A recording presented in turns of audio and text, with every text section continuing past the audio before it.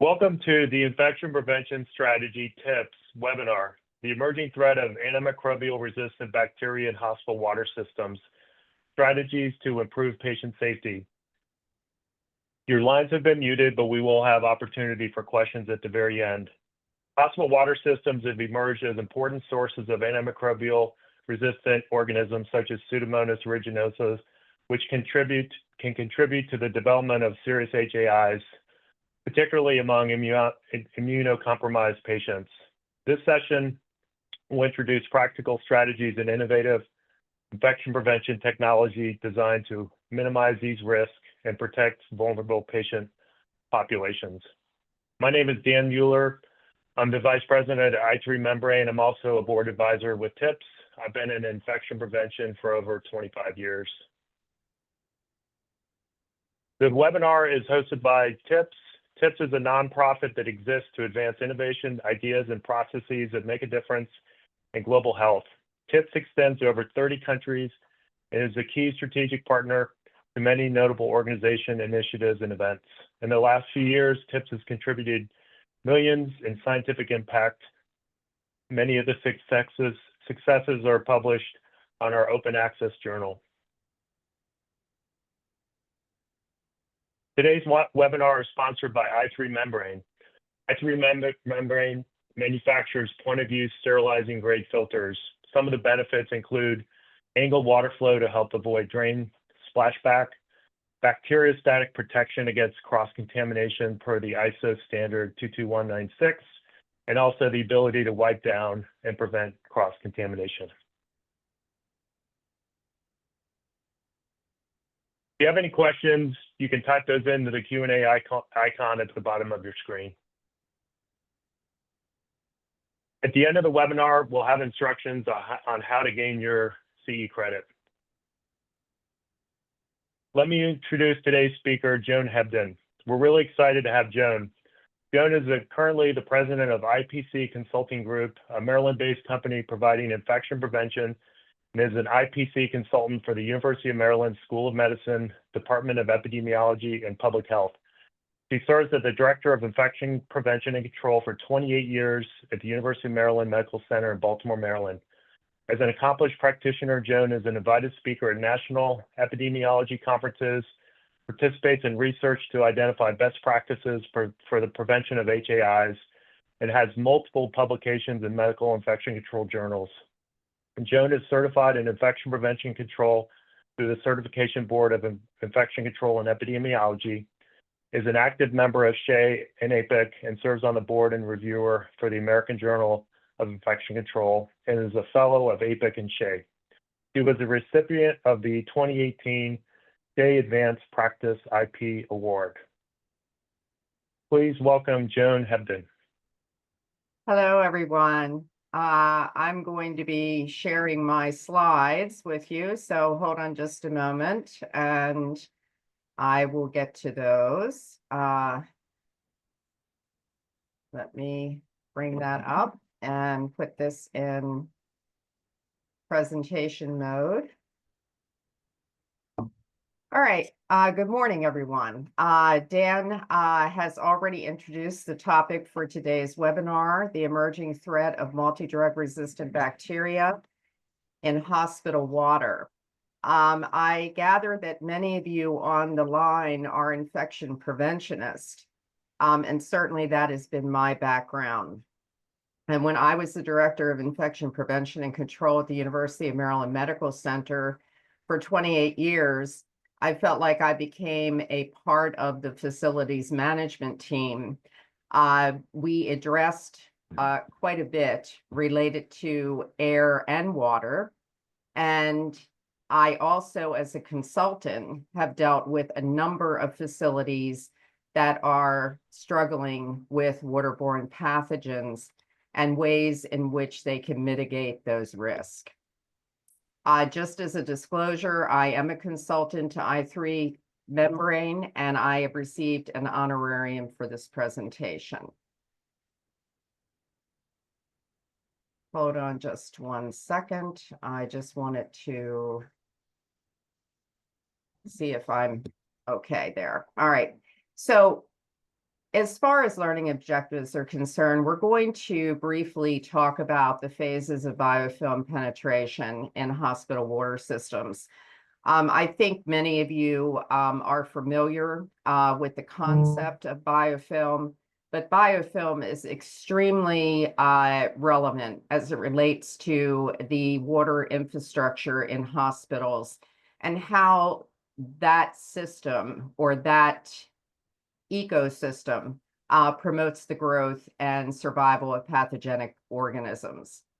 I do want to emphasize that we are not really going to be talking during this presentation about Legionella pneumophila. I know that that tends to be the organism that many people think about when they think about waterborne pathogens, and there being some concern about acquisition within the hospital. And that leads to all sorts of regulatory standards as it relates to testing of water. But we are going to talk more during this presentation about other waterborne pathogens, specifically Pseudomonas aeruginosa.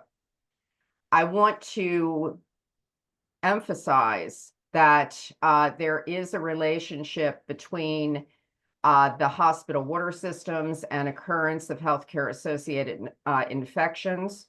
I, in the past, have had the opportunity to consult on several outbreaks of healthcare-associated infections related to waterborne pathogens, and I hope to be able to share the challenges that we encountered. And we are going to talk about the innovative strategy specifically of point of use water filtration because this is becoming more of a strategy for addressing the potential for water that is influxing through your faucets as a way to eliminate the potential for waterborne pathogens to be utilized for clinical care. Let's talk initially about a paper that was published all the way back in 2002. I worked in oncology for the early part of my career, and Dr. Anasi wrote this paper, A Plea for Action, as it related to the hospital water system as a source of what they called nosocomial and what we call healthcare-associated infections. He conducted a Medline search back to 1966 all the way through 2001. And at that point, there were about 43 outbreaks of waterborne healthcare-associated infections identified, and 1,400 deaths were occurring annually in the United States due to Pseudomonas aeruginosa pneumonias. The other thing that was striking is that these waterborne HAIs were caused by bacteria that were resistant to at least 2 classes of antimicrobial agents in 76% of the outbreaks that reported susceptibility testing, so 13 of 17 of those outbreaks. And his conclusion was that individuals that are at high risk for the acquisition of HAIs should use sterile water for drinking, for irrigations, for bathing. And at that point, I was working in a laminar airflow unit of an oncology center at Maryland. And at that time, this paper was of significance, and we did transition to sterile water away from tap water. So what are the characteristics of waterborne healthcare-associated infections? We know that these pathogens have a presence and they amplify in water reservoirs. There is a strong association with biofilms, and we're going to talk about the development of biofilms and also about why biofilms can lead to antimicrobial resistance. These pathogens have a growth requirement with their optimal growth being at 77 to 113 degrees Fahrenheit. And there can be growth inhibition at both higher and lower temperatures.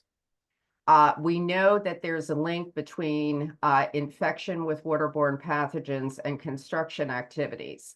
I'm not going to spend really any time on this other than to say that we know that when construction activities are ongoing, there can be interruption with the distribution of water. You may have an entire unit in your facility, for example, that is not occupied, and therefore you have a lot of stagnant points developing within your infrastructure.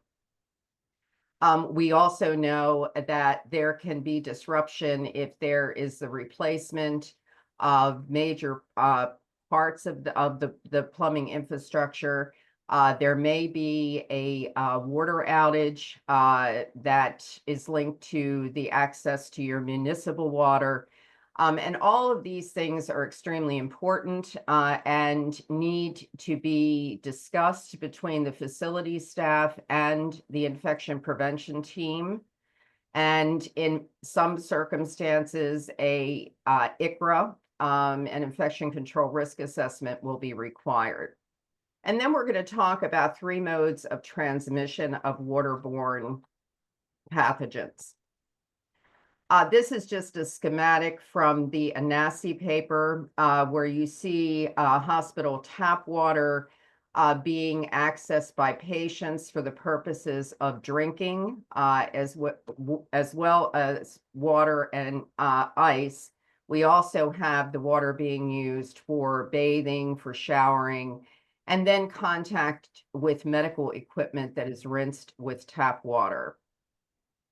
We also know that tap water can splatter onto environmental surfaces. We know that those environmental surfaces are going to be touched by healthcare workers, and in the absence of good hand hygiene, those pathogens can be carried around. What are the opportunistic waterborne pathogens that lead to healthcare-associated infections? Bacteria, obviously, and I have a number of them listed here. As I said, many of the studies that I'm going to be discussing are going to be related to Pseudomonas aeruginosa. I will tell you, however, that Acinetobacter, particularly multi-drug resistant Acinetobacter baumannii, has been of great concern. Serratia certainly has been seen predominantly, in my experience, in neonatal intensive care units. And certainly there's been non-tuberculosis mycobacteria that has been linked to outbreaks. Ice machines have been implicated in a number of those outbreaks. And then fungi, we're talking primarily about Aspergillus and Fusarium. And these fungi are a particular concern when you are dealing with immunocompromised patients, those that are in the intensive care units, and particularly those on oncologic or hematologic units. The infections that these pathogens cause are multiple. You can see them listed here. This is not an all-inclusive list. I have put up those that have primarily been detailed in some of the outbreaks. Bacteremia, certainly pneumonia, and I have not had particular experience with ocular, but certainly there have been many reports of ocular infections related to contaminated water. Again, this is a schematic that was published in 2005 in the American Journal of Infection Control. And I think this gives you a very nice overview of the 3 modes of transmission of waterborne pathogens: ingestion, and we know We can then have gastrointestinal illness, inhalation and aspiration from aerosols that can be dispersed from the splattering of water from the faucet into the drain and surrounding surfaces. And, this certainly is, the mode of transmission that's been primarily associated with Legionella pneumophila and the non-tuberculous mycobacteria. And then bathing, if you have abraded skin, mucous membranes are abraded, there's wounds, the eyes, you can see Burkholderia is mentioned there, Eromonas. All right, so let's get into a discussion about biofilms. Biofilms are extremely interesting. I am certainly not an expert on the development of biofilms, but I do want to start out by saying that many bacteria, or most bacteria, actually spend much of their lives in these multicellular communities that we call biofilms. And living in a biofilm unfortunately allows bacteria to acquire nutrients and resist threats. And so these threats, as we know, would include antibiotics as well as biocides, for example, chlorination. The complexity of hospital water systems is illustrated here. There's loops that occur in the system. There's obviously distribution to multiple sinks throughout the facility. The sampling areas need to be determined when you are in a situation where you want to do water sampling. And so having a schematic of your infrastructure, as many of you know, is part of the water management plan. So let's talk a little bit about biofilms. And this just gives you an idea of what a biofilm actually looks like within a pipe. You see the corrosion and some biofilm developing around the drain. And I want to emphasize that these biofilms are estimated to account for more than 65% of bacterial infections in the United States. Factors that favor the development of biofilms in the water system are numerous. The number and position of stagnant points in your supply system, corrosion, the aging of the distribution system itself, which would include the pipelines, the connections, and the storage tanks, and formation of solid deposits on the surfaces as illustrated in the prior slide. And how are these pathogens transported? Well, obviously through running water, aerosols that are formed in taps and by taps and showers when they're turned on, and then the contamination of surfaces.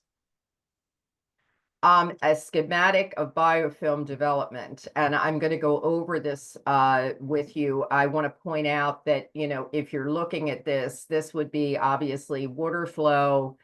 We're talking here about wet biofilms, although there has been much attention paid recently to surface biofilms or dry biofilms. But these biofilms form in a sequence of events. They start forming when microorganisms sense that there is a given surface and they begin to adhere to it. Initially, these cells are what we call planktonic, meaning that they are free floating. They exist independently in liquid environments. And these planktonic cells then adhere to the surface and become what we call sessile cells. This adhesion leads to subsequent colonization and production of what is called the EPS. And EPS stands for extracellular polysaccharide matrix. And I'm going to show you a picture of what this matrix looks like. But the development of this matrix actually is what solidifies the structure. It's sticky, and it can entrench the bacteria, as you can see there, in what are called channels. This has been referred to as sort of trench warfare. And then these this channeled structure protects the internal surface environment of the bacteria from the external environment. And so there is essentially a hidden route developed for them to acquire nutrients, for them to deliver nutrients and waste byproducts, and allow for the maturation of these embedded bacteria. And once the microorganisms are mature, they can shed and move from that matured biofilm, and they can either pioneer a new one or they can join another biofilm community. I love this particular schematic because it really is illustrative of the intricacy of the biofilm. So basically, this would be an introduction of a biofilm by running water going through a silicone tube. So up there at A in this diagram, this is the inner surface of a control tube that does not have a biofilm. And then you begin to see microcolonies developing in B. And these microcolonies begin to appear after running the water for 2 days. C shows you that there are many more microcolonies that are going to appear after running water for 4 days. D shows you a surface covered by a biofilm, and there's disruption of this by preparation. But this is after the running of drinking water for 7 days.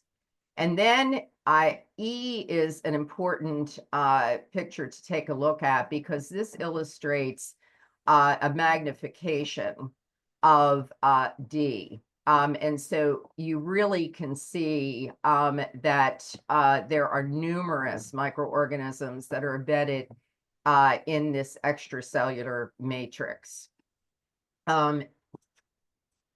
One of the authors of a paper that is describing biofilms and antimicrobial resistance put this picture of a biofilm in her article. And this is actually a biofilm that developed within a central venous catheter. So again, we know we're talking about water and biofilms today, but we all know that these biofilms can also develop within the internal lumen of medical devices that we use for the purposes of patient care. But a bacteria living within a biofilm can exhibit a 10 to 1,000-fold increase in antimicrobial resistance compared to similar bacteria that are living in this planktonic state of, again, free-floating and independent. And one of the studies that's cited within this paper is that antibiotic resistance of Staph epidermidis in biofilms, when you examine it, 100% of these isolates, if they're free-floating, were susceptible to vancomycin. But nearly 75% of them were completely resistant to vancomycin when they were tested within a biofilm. And there's been a similar pattern seen with other organisms, an example being Klebsiella pneumoniae. So how do bacterial biofilms contribute to antimicrobial resistance? This biofilm-associated antimicrobial resistance is actually going to begin at the attachment phase, and it increases as the biofilm ages. We know that this extracellular matrix, actually is not the predominant mechanism that physically restricts the diffusion of antimicrobial agents. There are three mechanisms of biofilm-associated antimicrobial resistance that have been detailed. So this is a multifactorial process that occurs. We know that the biofilm structure complexity in and of itself is going to be challenging for antibiotics to work through. And also as it relates to antibiotics, when you have such a slow diffusion of the antibiotic, it may lead to deactivation. Also, we know that the antibiotic encounters metabolic byproducts, waste, nutrients, and reduced oxygen as a part of this interaction with the biofilm. And this actually also affects the bactericidal activity of the antibiotic. And then there is resistance of bacterial persistent cells. Well, what exactly does that mean? Persistent cells are actually subpopulations that are going to form deep in the biofilm layer. And interestingly, these cells become dormant and they are resistant to extreme conditions, like the use of biocides for chemical treatment or antibiotic activity. We know that the cell survival and the resistance to antibiotic treatment is not related to genetic changes at this point. When organisms are released from the biofilm or begin to divide again, they actually can return to the pre-persistent susceptibility profile. What are the advantages of the biofilm environment for bacteria? Well, having proximity to multiple organisms is very important because this is going to support the cell-to-cell communication that can occur between bacteria, and it allows for them to transfer their mobile genetic elements, which confer resistance. So we know that the biofilm environment actually supports plasma stability, and this allows for ready transmission of resistance information. All right, so the role of the sink drains and faucets. You see a schematic up at the top showing you a portion of the plumbing infrastructure and what is called the P-trap. Just refer to this because I, wanted to discuss this particular paper. We know that multi-drug resistant gram-negative bacteria do reside and have reservoirs in sink drains. And in this particular paper by Prasadian, I really wanted to emphasize that hospital sink drains are in fact significantly important in bacterial transmission. And this is because the drains are in fact going to become very contaminated. So in this particular study, the researchers assessed the extent of splashing by using a fluorescent dye. This was added to 4 hospital sinks.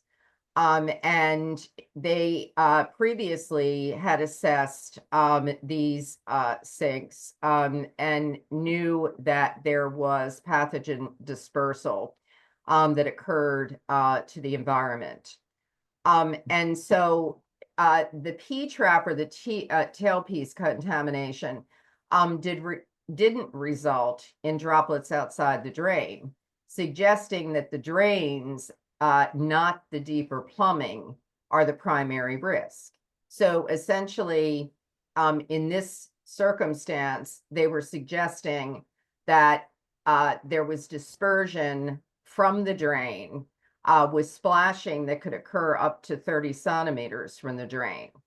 They did use what were called drain plugs, and they were able to see a reduced droplet dispersal. And they saw dispersal in 13 of 25 experiments without the plugs and 5 of 25 with the plugs, which was statistically significant. So we know that tap positioning can influence dispersal, and that sinks with taps directly above the drain had droplets on basin walls. So offsetting the taps limited dispersal. And this, as we'll talk about, can occur with the use of a point of use filtration. Routine drain maintenance is critical as these colonized drains are the source of environmental or surface contamination. This is a paper where they actually surveyed 29 UK hospitals for their sink infrastructure and the residue in the sink traps of antibiotics and chemical residue. This was fascinating to me. Antibiotics were detected in 33% of the sink traps and were associated with medication drug preparation rooms. And again, highly statistically significant. These residues that exist within these sink traps can contribute to the development of antimicrobial resistance. And again, the mechanism would be plasmid transfer, the exchanging of mobile resistance genes. Intervention it would be a pragmatic approach to optimize sink usage, placement, and design. So that we're minimizing bacteria and biofilm emerging into the basins and there being dispersal. So again, a faucet angle designed to prevent splashing. A little bit about the science around biofilms and their contribution to HAIs. This was a systematic review of hospital water as a reservoir for carbapenem-resistant organisms. Those of you on the phone probably are aware already that carbapenems are perceived as a last resort antibiotic when individuals are infected with a carbapenem-resistant organism. Treatment becomes challenging. So there were, in this paper, 32 reports of these carbapenem-resistant organisms in the hospital water environment. But half of those occurred since 2010. As expected, many of them were in ICUs where critically ill and immunocompromised patients are housed. We know that drains, sinks, and faucets were most frequently colonized. In this particular review of the 32 reports of outbreaks, the primary one was related to the drain or drainage systems, 17 of those 32. 14 were related to the sink surfaces.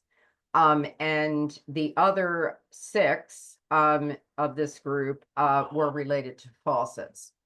The predominant organism in 41% of the studies was Pseudomonas aeruginosa. We know that there was evidence of transmission of these organisms between the environment and patients based on them performing phenotypic or genotypic methods. Again, this is assessment of the genetic makeup of the organism and comparing the patient isolates to the environmental isolates. Transmission may result from direct or indirect water contact or from droplets. And we know that the incorrect design of hand wash basins and other water areas is promoting outbreaks. This is an outbreak investigation related to extended spectrum beta-lactamase producing Enterobacteriaceae, or ESBL. These outbreaks occur in intensive care units. This was a multi-center study in 13 ICUs where they did microbial testing for contamination at 185 sinks. They found that 31% were contaminated with these resistant Enterobacteriaceae, mostly Klebsiella and Enterobacter. 44% of the sinks were used for hand washing as well as the disposal of body fluids. And they did identify a splash risk for 36% of the sinks, among which 23 were contaminated with the Enterobacteriaceae.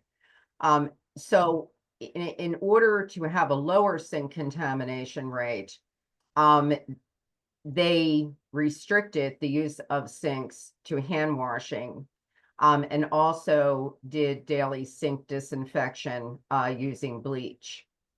And an ICU with a cluster of infections was associated with the spread of the same strain into numerous sinks. So again, there is the ability, once you have contaminated sinks, the walls of the sinks, the surfaces around the sinks, you can then in fact have carriage on contaminated medical equipment or in the hands of healthcare personnel. And that is why it's very important that water from the taps be first and or be angled away from dispersal. Okay, another paper here. Water outlets as a resource of opportunistic infections. I'm trying to look at the time here so we have some questions at the end. This was a really important paper, I think. The authors found ICU tap water to be a significant source of exogenous Pseudomonas aeruginosa isolates. So in other words, from the environment, not endogenous to the patient.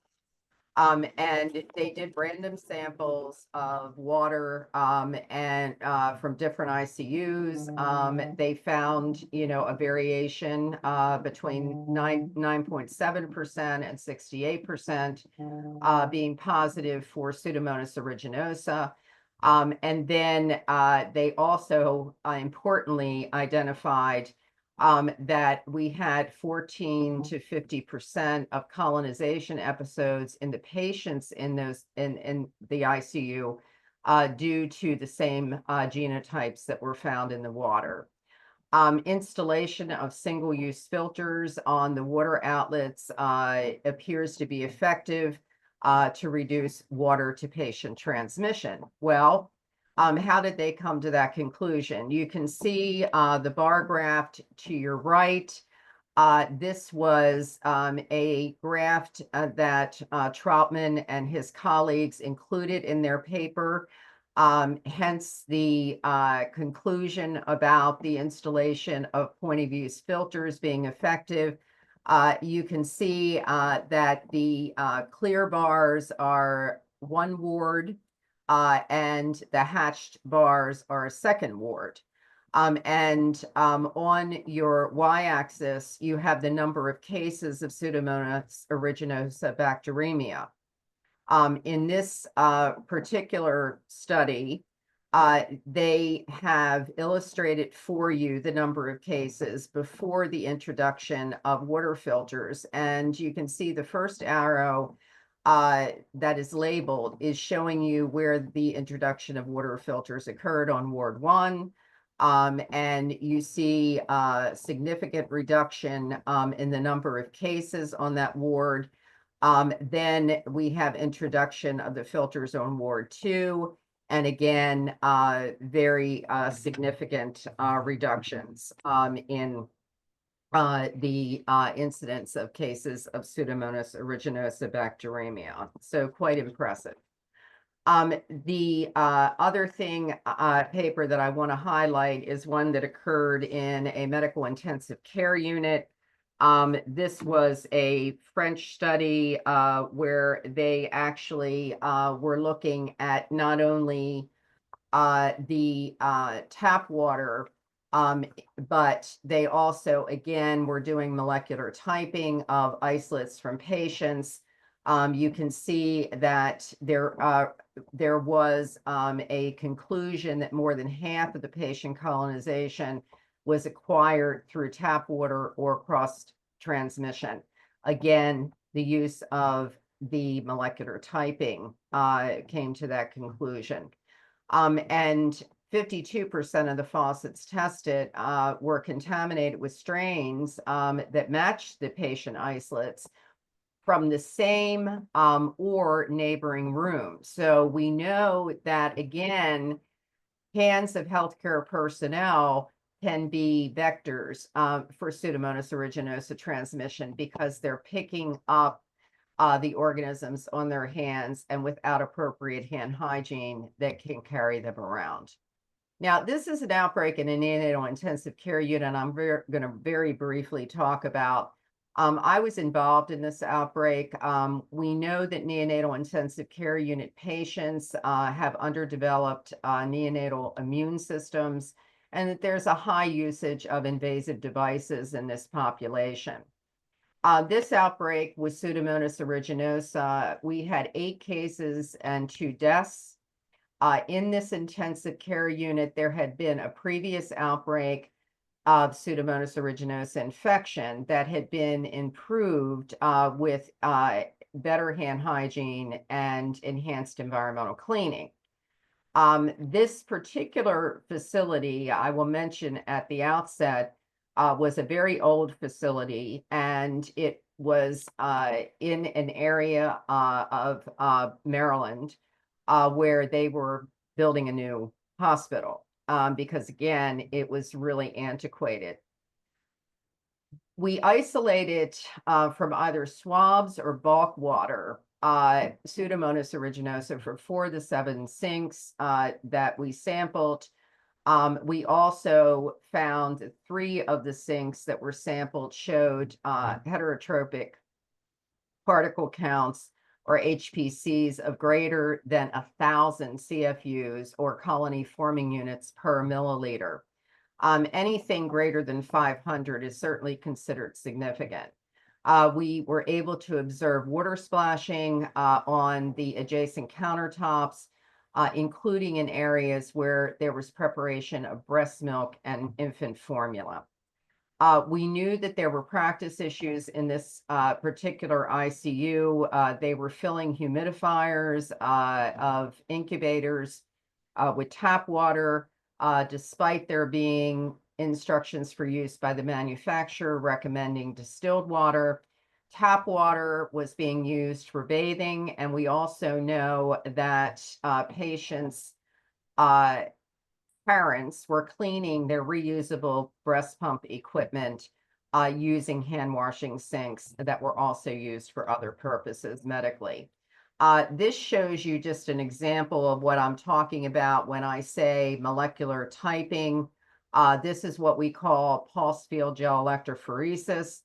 And what we were able to determine is that there were a number of different clones of Pseudomonas aeruginosa within this particular unit, and we had clear association between patient isolates and what we were finding in sinks.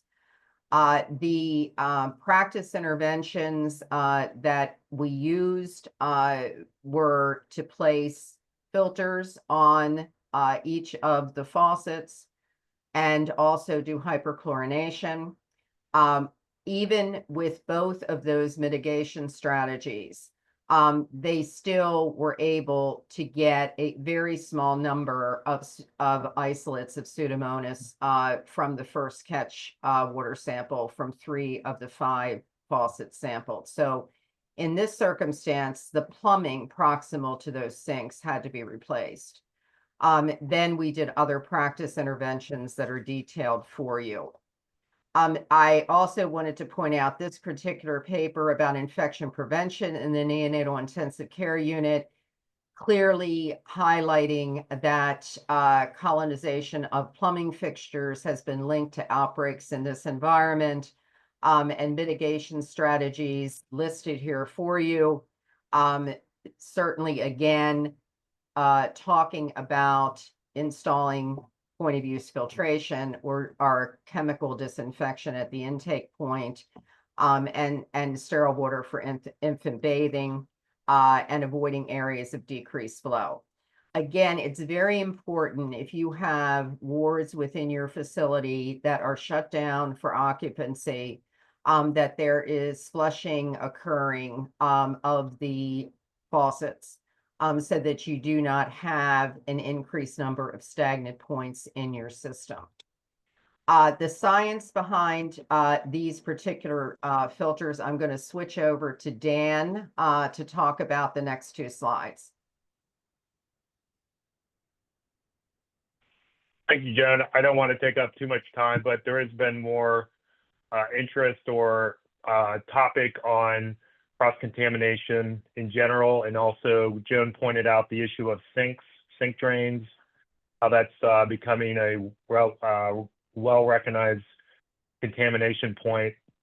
And there's actually an ISO standard that measures bacteriostat for different devices such as filters, and so it's important to, there's a number of filters on the market.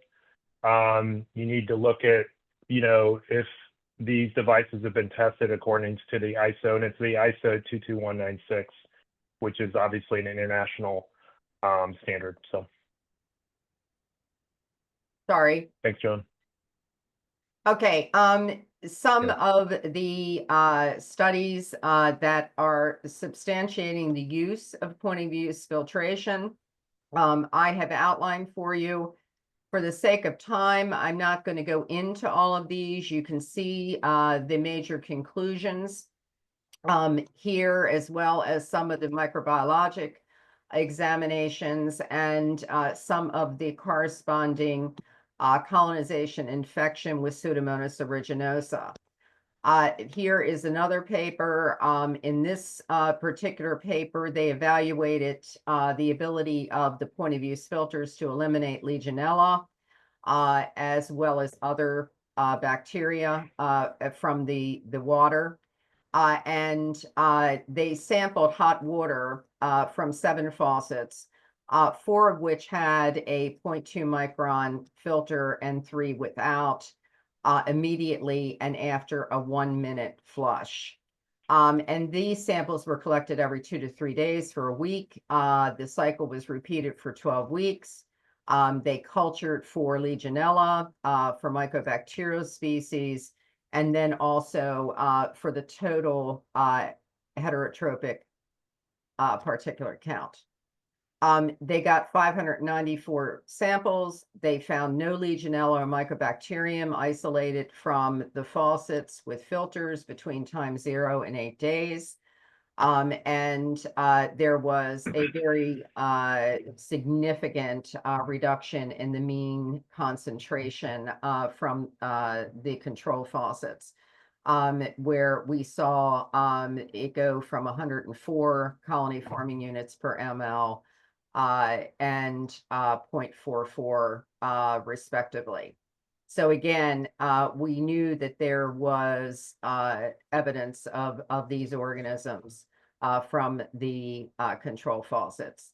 So the filters did achieve a 99% reduction in heterotropic particle count bacteria in the immediate and post-flush samples. Interesting study looking at how does point of use filtration impact the prevention of fungal contamination. The organism that is of major concern here was Aspergillus fumigatus.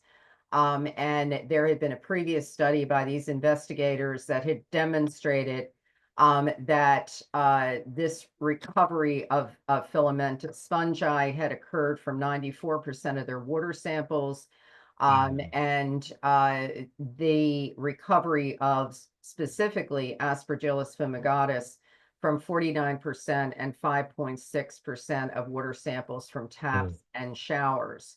The isolates were genetically identical to those recovered from patients. They did apply the point of use filters to several outlets, both taps and showers, on their pediatric bone marrow transplantation unit. And the filters eliminated the fungi from the water on day one. Unfortunately, there were some issues with sediment in the water, and they were unable to continue the experiment beyond that. But their laboratory experiments that showed that these filters were highly effective for a period of at least 15 days for reducing the number of colony forming units. I just want to highlight that in my slide set, which you will receive as a PDF from Dan and his group, I have put a table in here of the different types of secondary water treatments. And I would ask you to take a look at this. It's very well done. And you can see that the last one here is point of use filtration, which provides an easy, immediate barrier. It's a low cost, it's simple maintenance, and the efficacy over time is very good. It is essential that there be correct installation and maintenance.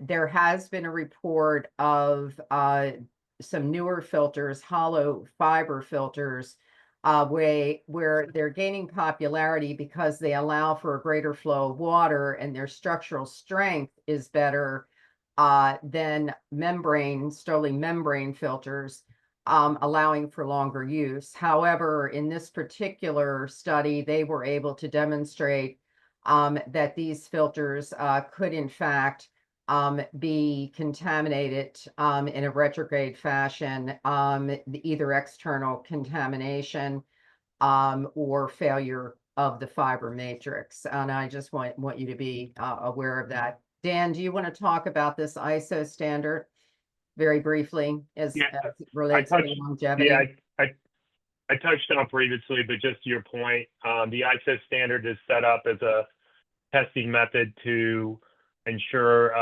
you've got a proper bacteriostat and your filter life is matching up with addressing any cross-contamination. So if you're using a filter, make sure to ask about if they've done the proper ISO bacteriostat testing. Thank you. All right, guidelines and standards. The familiarity with these is probably very prevalent amongst the IPs here.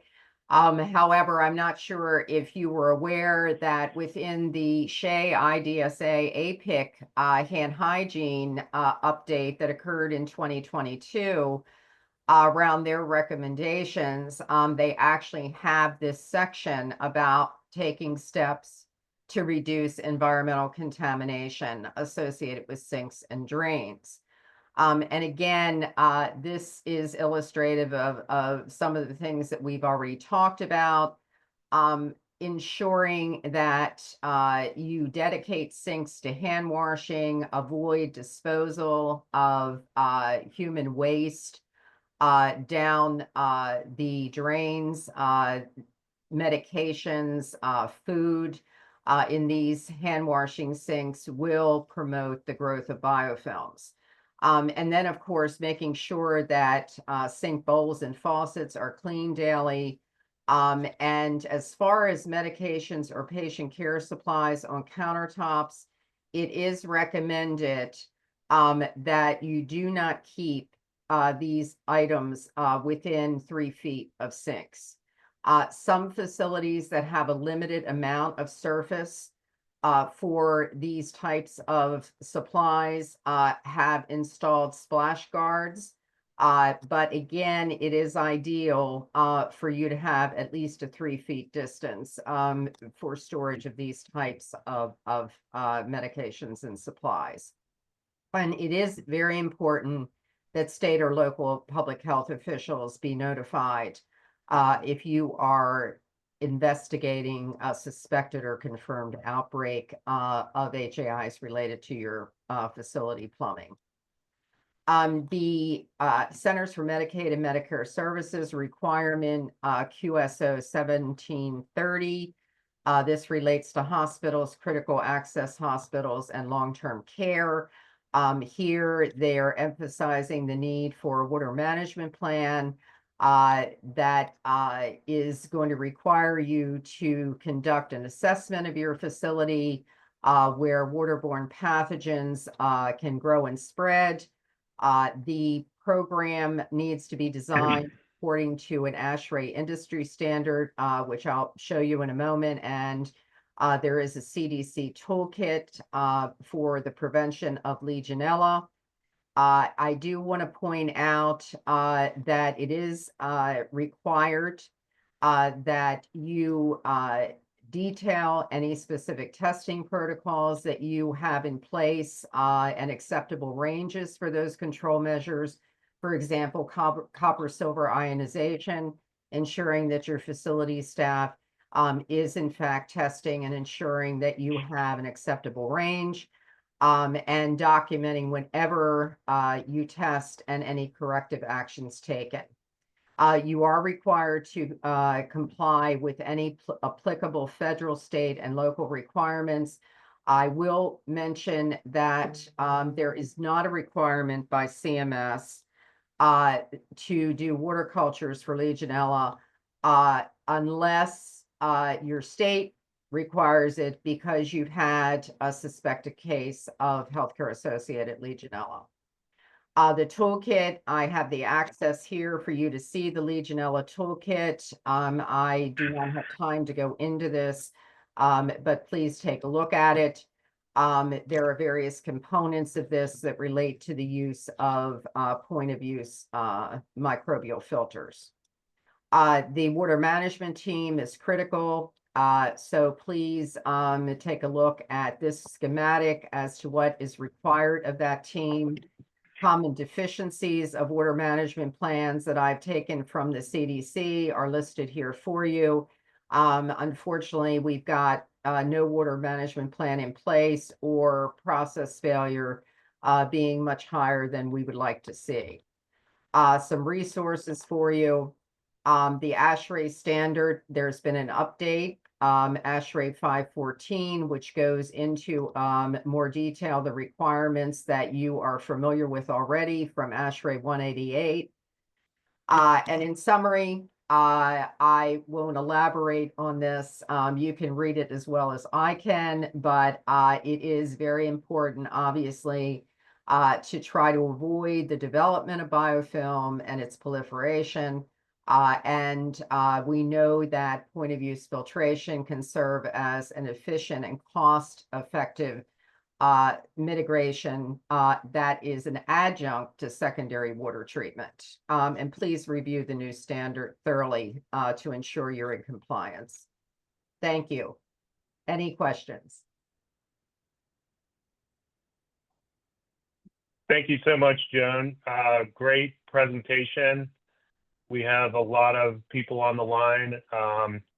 We've got a few questions, and before you jump off, if you're a nurse, you can either go into the chat, you fill out a survey, there's a link there, or you can scan this QR code on your phone to, again, same link, so you can get your CE credit.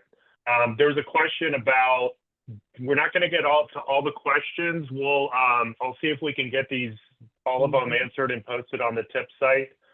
Question about a copy of the presentation. We'll have a PDF posted on the TIPS website, and we'll send that link out post-webinar.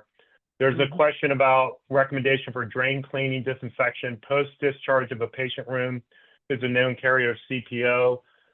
I know Joan touched on those, resistant bacteria and The only thing I would say is refer to the SHEA guidance and make sure you're using an EPA registered disinfectant that is specific for drains. Exactly. I don't know, Jen, if you have a comment. I was just going to say that, there are a number of manufacturers right now of products for decontaminating drains that are on the market. The use of bleach over time doesn't appear to be terribly successful. Bleach can be corrosive. It's one of those, we don't have a definitive answer, nor do we have a definitive answer about frequency. But certainly the drain needs to be considered whenever you have a patient in a room that is known to have a multi-drug resistant organism.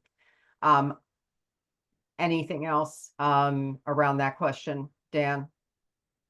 Well, there was a follow-up. Any other drain maintenance recommended to prevent biofilm formation? Everything I've seen is the multiple studies. You can knock the biofilm down, but you literally, I think you almost have to foam it and work on it on a daily basis or maybe every couple of days because it just comes back.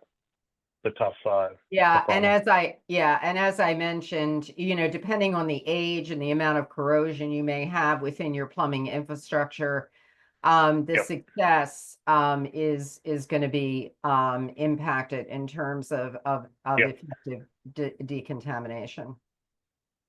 There were a couple questions specific to secondary disinfection, recommendations on heat and flush, also chemical treatments, and we're not really getting into that in our webinar, but TIPS is going to host another webinar where they'll dig more into the engineering and because the filters are really focused on the immune compromise, where most hospitals also use some form of secondary disinfection just to control the water at a high level.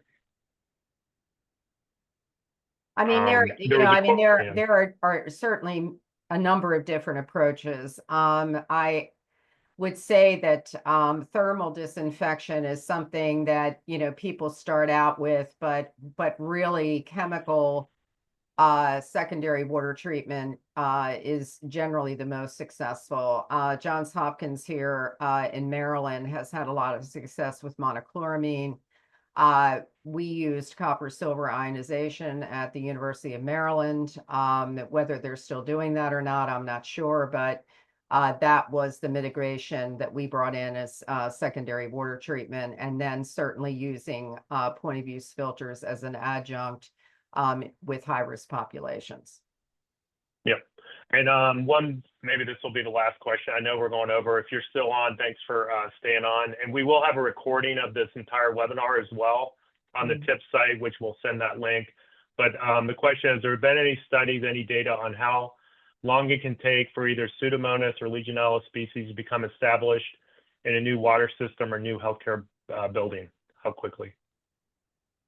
Well, unfortunately, I've seen a recent paper to say that it can occur pretty quickly in a new hospital. That is, if you'd like, if you want to, whoever's asking that, if you'd like me to send you that paper, please send your email along in the chat or the Q&A box, and I'll be happy to send that to you. I know there's a myth that it's old hospitals, but there's been some of the bigger outbreaks globally. There was a big one in France, brand new hospital. They also have more complicated plumbing, so you can have more, more stagnation with the water flows. Well, thank you all very much. And thanks for everyone. We enjoyed having you. Thanks. Thanks so much, Joan. Great job. And we'll see you on the next TIPS webinar. Okay.